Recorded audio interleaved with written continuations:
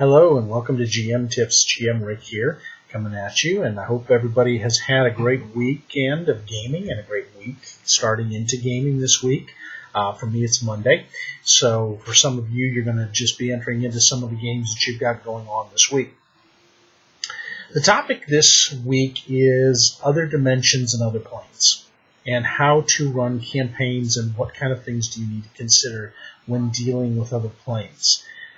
Again, it depends on the system. There's so many systems out there in the RPG world. You could be playing Chaosium's Call of Cthulhu. You could be doing Pathfinder. You could be doing Dungeons and Dragons. You could be doing Fate, or you could be doing Savage Worlds. You could be doing Numenera or the Ninth World type of systems from Monty Cook and his bunch. You could be doing a lot of different other systems that are out there. Faith is a new one that's out there. You could be doing a post-apocalyptic world, depending on which of the many you want to tie into. You could be doing Deadlands out of Savage Worlds.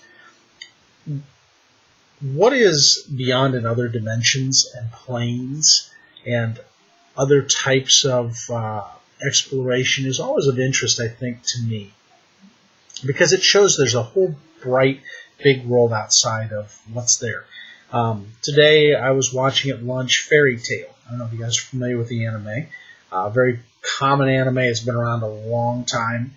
And one of the things they explore is alternate dimensions and how they tie together, and what happens when you draw from each one. There is such a unknownness to dimensional travel, as well as planar travel, as well as other type of travel into multiverses that you've never touched before. I know one of the adventure paths in Paizo that I'm running touches on that a little bit in dealing with the alternate dimensions, actually two of them. And so it really kind of shakes things up for players. There's so much there that is just unknown, could be toxic, and could be an immediate danger to any players going into. And I think that's the thing you got to keep in mind as a GM or DM, is that you have to look at, if the players are going to go ultra-dimensional or planar travel, that they're going to run into obstacles that they are not expecting, and that you should be aware as a GM of what they're going to run into, how will it affect them, how will it affect their health, their breathing, their magic effects, how will it affect technology. Event Horizon is a perfect example of that type of genre, where they dealt with the Event Horizon event that happened on that ship and what it did to the very fabric of the reality around them. So keep in mind, there is a huge danger, and I think as a GM and a DM, it behooves us to communicate to players, not dissuade them, but just say, hey, look, unless you've done a lot of research, and even then, you just don't know what you're going to run into on the other side, especially from where you are trying to transport yourself. You don't know where it's going to end up in the alternate plane or the alternate dimension. For instance, plane of fire, perfect example. You gate into the plane of fire, or the elemental plane of fire. What's going to happen? Well, you might come onto dry land and magma. You might come into a city, which is made of metals that are pretty impervious to the heat and the temperatures around them. You could go into an area with very poisonous vapors, or you could just go right into the magma itself, and you're done. If you're not prepared, you are done with what can happen to you. You could go into solid, like the plane of Earth. You could go into a solid area and not in a tunnel. Now, I'm not trying to be a jerk as a GM or DM with that, because every GM and DM assumes the players are going to come out in a pocket space that's safe for them. Not the case. I do not ever do that with my players, or assume that. Where you come in can vary and tie in differently and have different effects, even from the gating spells that you cast. Certain areas will put you into a safer area. Others may not.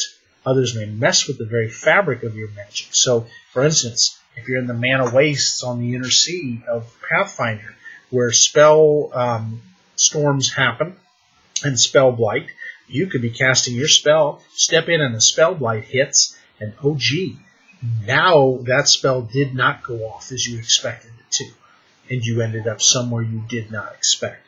So the first thing that I would say with the GM is help your players to learn about the alternate dimensions and planes. Make suggestions or little hints to them that libraries and other places may contain some of that data, or universities or research areas may have that information. But how do they get access to it? Again, not something that is going to be readily made available in a college, university library on the world that you're in. It may be very classified information. Maybe just information that's limited, so they put a price tag on it because they don't want everybody and their uncle just going over into that plane and opening doors and gateways or into that dimension and doing damage and harm. So keep in mind, you want to make little inferences to your players to study the area. Now that said, you as a GM should study the area as well. My thoughts are this: if you think that the players are going to do something like that, take the time and get to know the planes and dimensions on your own and other worlds that are in the solar systems. The reason is because eventually players are going to get bored and want to do something. So your knowledge is going to help you when that situation arises. And you've got to be versed in what's going to face them. So for instance, if the players go into, I don't know, the Nine Hells, what are they going to face on each world? And that's a good thing, you know. The Boneyard.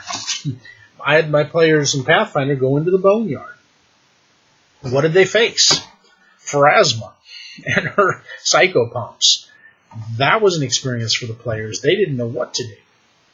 Now, if they went to somewhere else in the Boneyard, there may be lost souls that try to pull at them or kill them. There are inherent dangers to the Boneyard, even though overall, safe place where Pharasma the judge is, yeah, there's some dangerous areas too. So for instance, if the players decided they wanted to go into the Maelstrom, well, the Maelstrom's ever changing. What are the dangers of the Maelstroms? Well, let's take a look. What do they say are the dangers in the Maelstroms? It is a plane that unformed and ever-changing, a plane of chaos that surrounds other planes. So, what can happen in the Maelstrom? Lack of air, being submerged in water, being submerged into a storm, being submerged into a magical situation, meeting beings that you didn't expect when you came through the gate that are ever-changing. So one moment they are this creature, the next moment they're another. This is the kind of things that you run into. Going into the land of the Fae, another great place for players to go and for GMs to take players. What do they face in the lands of the Fae? What are the realms? Do you know for the system you're running what the Fae worlds are like? Do you understand the challenges they can run into? Do you know the major things that they can encounter? Do you know the major dangers that they can be faced with? These are all things that you need to, as a GM, ahead of time, write out and be prepared for. Yes, it's some extra work, but again, you're going somewhere that is unknown. The Dark Veil and the Cthulhu in dream worlds. What will happen? What happens when a player dies in their dream, in your system? Does it affect them temporarily? Does it drive them insane? Does it kill them? Does it damage their scores? What does it do to them? Are you prepared for that when they face that? Do you know what you're going to hit them with? And those are all things, I think, that for me, as a GM, are so important and so crucial, and I think have to be addressed if you look at things. So, some pointers right now on this type of thing, because we're addressing a little bit of the topic and kind of thinking through it. Number one, know the planes that interest the players. Find out in a roundabout way if they're planning to ever visit these or use spells. Watch what spells they pick. It's always good to have a copy of their character sheet. They ask why. Say, and it's a very simple reason. Look, when you're out of town, I'd like to have a copy of your sheet. That way, if we need your player for whatever reason, or if you're unable to attend, we're able to play it, get you experience, as well as utilize the capabilities of your player to help the party. And be a student of your players' character sheets. What have they picked spell-wise? Plane shift, gate, things like that. Or do they have an item that they bought that allows them to go subdimensional, if it's a sci-fi or a more modern one? Did they get a spell book, an incantation book, a transmutative magic book? These are all things you got to watch for and make sure you're aware of. Then get to know where they could possibly go and what harms and dangers are there. Encounter tables for nasty situations, different key places of note in that realm. Buying the material on that's very important, even if it's only in PDF format, or if it hasn't been fleshed out, that you flesh it out.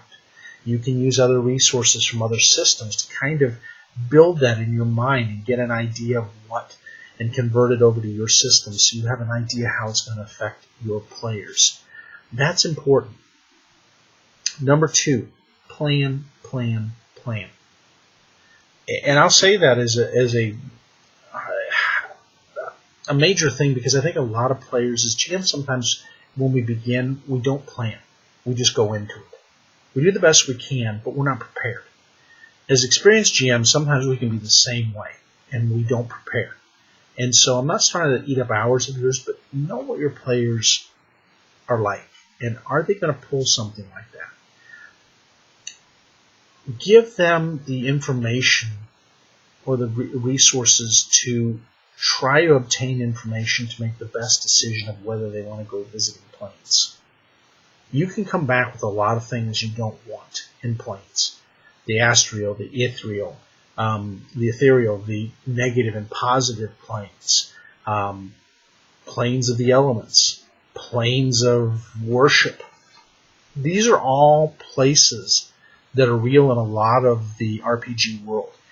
And so you got to get familiar with what roams them, how to get there, how to get out, what's of key interest, what would the players want to go there for, and how do they tie into the material plane.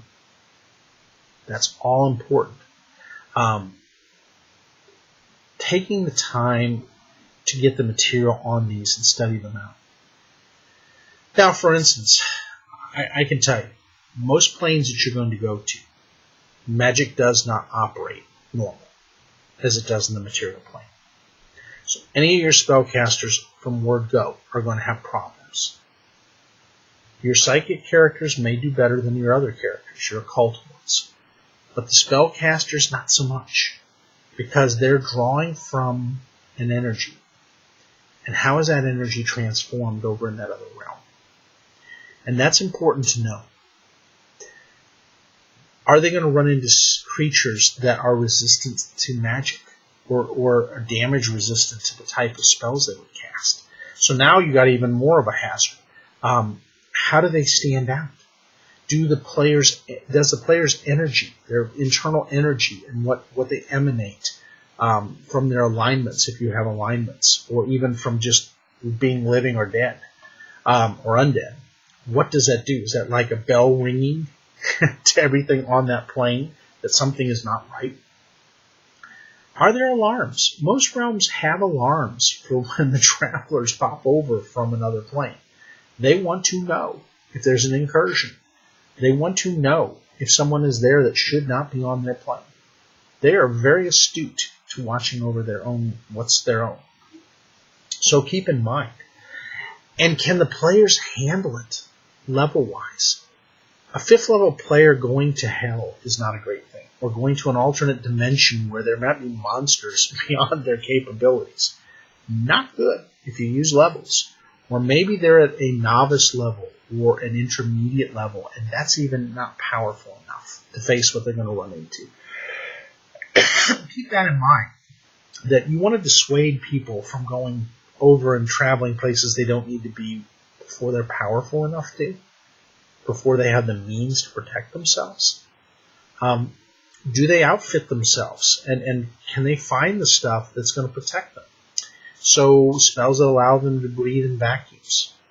Spells that protect them from radiation. Suits that protect them from radiation. Other types of things that help them. Excuse me. Whew, got me on going. Keep these things in mind that you want to help the players to prepare. Again, as a GM, you're not there to stymie them. You want to give them the ability, if they're going to travel there, to go as prepared as possible. And then, from there, you've got to be colorfully descriptive. Take the time to really know what's of importance in that realm. Describe it in vividness so that your players can picture it. Make sure they take notes, because it's going to be key, especially if they got to leave that realm, or if they need to know certain things going into that realm. How do they get out and back? And is it going to work every time foolproof and seamlessly from what they're using to go back and forth? What can they bring back with them that they may not want to? What can possess them? Remember in Event Horizon, when they did that shift over, they had that changing of their very being, their inner being. There were other ones like that. I think what was one? It was Event Horizon, and there was one other one that you guys probably remember on the sci-fi ones where they went ultra-dimensional, and it literally just warped what was the beings into something else. That literally they became something else. They were infected in a way. Are there things that can infect your players and come back with them? And again, if it does, do you want to alert the whole party? See, the fun part is the passing of notes. I remember when we used to do this as GMs, you pass little notes to players. And it makes everybody kind of sit back in their seat, wondering what you're doing as a GM. And you put on there, do not say anything to them, but this is what's going on inside you. And the only way you can say something is if you do this. So you really build up the drama and the edge. The sanity imply, of course. I think sanity rules imply more with leaving the material plane than anything else, because you're not prepared for what you're going to see. And I love the heroes and the players that say, "Oh, I'm prepared to go over and see hell." No, you're not. No. Think about it in real terms. If somebody just chucked you into a plane that you have never seen before with horrors beyond your imagination and creatures beyond your thinking process, is your sanity going to be intact when you come back? Not really. And that's something that I would play up a lot as a GM. If you're going to go to some places that aren't like the material plane, that you can see things. So like you remember in D&D, the little modrones, the little modrones of the lawful planes. The seeing creatures like the modrones would kind of drive you a little nutty. I mean, you're like, they're perfect geometries. So it's going to test you and work on your psyche and your sanity. So keep in mind it will affect the players. Try to set key encounters for them when they go over that will be of interest. Merchants, different rulers, minor rulers that may come out and treat with them and do different things. Different places they can go and roam, different dangers that they face. And just the amazing journey that they're going to be taking. It's literally like stepping into a journey and not knowing what you're going to come up against. Fairy Tale is a perfect example. When they went over to that other realm, Natsu was not prepared for what he saw. Nor were the cats, Happy and Carla. Well, Carla kind of was. Carla knew about it, but Happy didn't. And neither did, I'm forgetting the girl who's Carla's wizard, but she was one of the other dragon slayers. And they were not prepared. And they were not prepared to see different versions of themselves. Crazy stuff that you just don't even begin to understand because things didn't go the way you planned them to. So keep in mind that there's so much there that will mess with the psyche and the very foundations of things, and such amazing adventures and places. Even when you go into the Underdark, you go into a place that you've never experienced before. And people are like, well, I'll just be all fine doing it. No, you won't. When you're in a realm of darkness for a long period of time, you're not going to walk out of there okay. You just don't. Okay? But the problem is, we as GMs don't want to take on that much work to challenge the players to what it can do to them. I think as great GMs we need to. And we need to bring in that effect and that almost horrificness of it. So think about that. And again, get your guides. I love this because this shows the realm of chaos. And I think Todd Scott and his artists did a great job on just some of the artistry. And this was early in Paizo's deal, but in making these books. But I love it. Abaddon, the land of the four horsemen. There are so many neat places you can go. They have the inner sphere and the outer sphere and the planes. They've got a whole planner guide and planner flesh outs of these different places. And it's really freaking cool. And just trying to get the whole thing and how things function in these areas. It opens up the possibilities and the challenges to another level. So keep that in mind. I know I take, again, another 22 minutes. I normally don't try to take this long. But because of the very nature of this material, there'll be many more parts of it that I may focus a little bit more. But even in alternate realities, maybe you remember in Fringe. Fringe is a perfect example of an alternate reality and what can happen and how just crazy different they can be. And where little things can set off a whole chain of events that you don't expect and change everything. Keep that in mind as you GM. There's a lot of fun with this and a wealth of things. But like the things I gave you to plan out, those are so key in planning this out ahead. Thanks again. I hope this whets your appetite and gives you some ideas. And I'll see you again on GM.